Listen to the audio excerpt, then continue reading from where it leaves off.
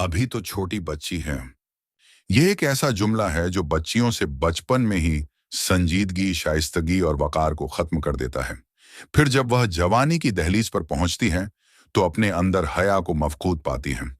ये बात याद रखें कि दरख्त की टहनी एक बार अगर अपने टेढ़ेपन के साथ बड़ी हो जाए, तो वह टूट तो सकती है, लेकिन सीधी नहीं हो सकती।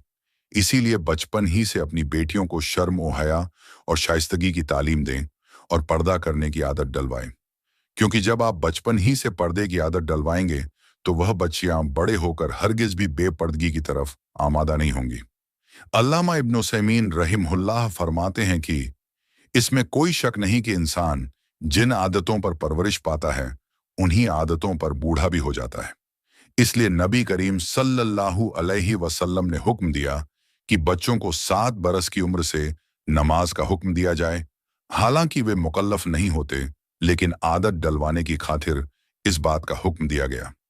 इमाम इब्न बाज रहिमहुल्लाह फरमाते हैं कि छोटी बच्चियों को छोटे छोटे कपड़े, नीमोरियां लिबास पहनाना और इस मामले में लापरवाही बरतना मुनासिब नहीं है, इसलिए कि बचपन ही से उनकी ऐसी तरबियत उनके हयादार होने और बड़े होने पर बेहयाई से दूर रहने में मददगार साबित होती है।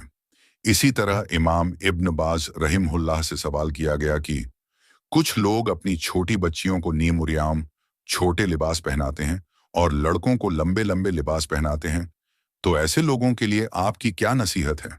इमाम इब्न बाज रहिमहुल्लाह ने जवाब देते हुए फरमाया, यह गलत और खिलाफ शरीयत अमल है। शरीयत के मुताबिक अमल तो यह है कि छोटी बच्चियों को मुकम्मल और सातिर लिबास पहनाए जाएं, ताकि वे इसकी आदी हो जाएं और यह चीज उनके मिजाज में दाखिल हो जाए।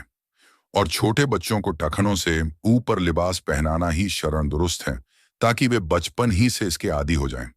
किसी मुसलमान मर्द और औरत के लिए यह बात कतन जायज नहीं कि वह गैर मशरूआ उमूर पर अपनी औलाद की तरबियत करें।